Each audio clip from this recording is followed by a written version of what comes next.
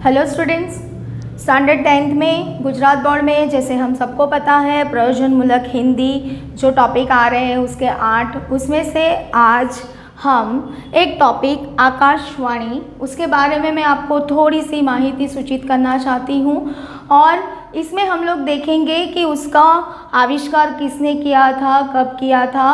और उससे पहले एक ज़रूरी सूचना आपको देना चाहती हूँ कि 10th स्टैंडर्ड में ये पेपर पैटर्न में मिनिमम 3 मार्क्स का ये क्वेश्चन आता ही है।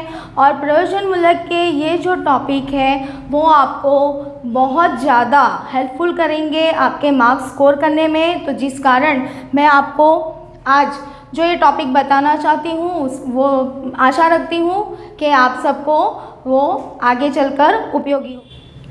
तो यहाँ पे हम देखेंगे कि सन 1901 में मार्कोनी नामक वैज्ञानिक ने रेडियो का आविष्कार किया था और उसके द्वारा फिर आज उसका उपयोग हम लोग बहुत अच्छे से कर पा रहे हैं। और रेडियो के रूप जो है वो दिन ब दिन प्रतिदिन वो अलग होते जा रहे हैं, मगर फिर भी उसका उपयोग कम नहीं हुआ है, उसमें बहुत सारी वृद्धि हुई है। और उसमें आगे हम देखेंगे कि वाणी के विशेष यंत्र द्वारा ध्वनि तरंगों से प्रसारित किया जाता है इसका जो प्रोग्राम होता है वो, और वो हमें श्राव्य रूप से काम आता है, दृश्य रूप से काम नहीं आता है। हम लोग उसे बहुत ही अच्छे से सुन सकते हैं, जिस कारण हम लोग नई नई माहिती विज्ञापन जो भी होता है उसे घर पे बैठे बैठे प्राप्त कर सकते हैं।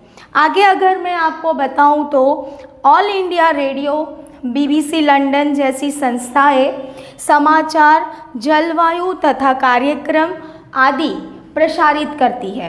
तो ये पहले के ज़माने की बात है। और अभी की हम बात करें तो जिसे हम सिंगल नाम से जानते हैं FM रेडियो जो है वो नाम से बहुत अच्छे से वो आज प्रसिद्ध हो चुका है। तो छोटे सा बच्चा भी उसे बहुत अच्छे से जानता है, मगर मैं आपको उसका उपयोग जो है वो बताने की कोशिश कर रही हूँ। और आज भी उसका उपयोग कम नहीं हुआ है, उसी बात से मैं आप वो वास्तविकता करवाने की कोशिश कर रही हूँ। तो आकाशवाणी जो है वो हमारा श्राव्य प्रसाधन है और उसके द्वारा हम सुन सकते हैं, और आज भी उसमें हम लोग सुनने की ही क्रिया करते हैं, मगर जो है उसमें विज्ञापन सुन सकते हैं, किसी बड़े लोगों का इंटरव्यू सुन सकते हैं, प्लस हम लोग समाचार सुन सकते हैं। और जो हमारे नौयुवक लोग हैं वो लोग गाना वगैरह सुनने के लिए आज हम यहाँ पे टीवी के बारे में देखेंगे।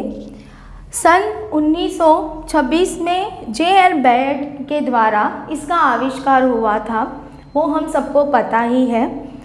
वैसे ही भारत में हम लोग देख सकते हैं कि दिल्ली में सबसे पहला दूरदर्शन केंद्र स्थापित हुआ था 1959 में। और उसके बाद फिर हम लोग देख सकते हैं कि आज हर एक घरों में हमें टेलीविज़न यानी कि टीवी देखने को मिलता है, और वो भी हमारे जीवन से एक अभिन्न रूप से जुड़ चुका है आज।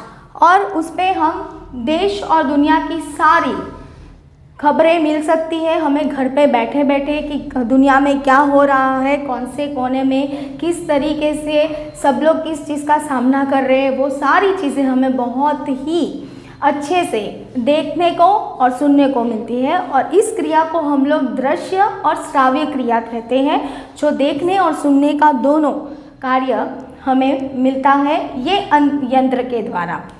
आगे फिर बात करेंगे तो टीवी के लिए मैं आपसे ज़रूरी बात ये कहना चाहती हूँ कि समाचार, नाटक, फिल्म दुनिया से लेकर फिर विज्ञापन से लेकर हर एक चीज़ हमें जानने को तो मिलती है, मगर ये सारी चीज़ें जो है स्पेशली विद्यार्थी जीवन में जितना सीमित समय तक उसका उपयोग करेंगे उतना उन्हें अच्छा रहेगा, क्योंकि जितना ज़रूरी होता है उतनी ही चीज़ का हमें प्रयोग करना चाहिए।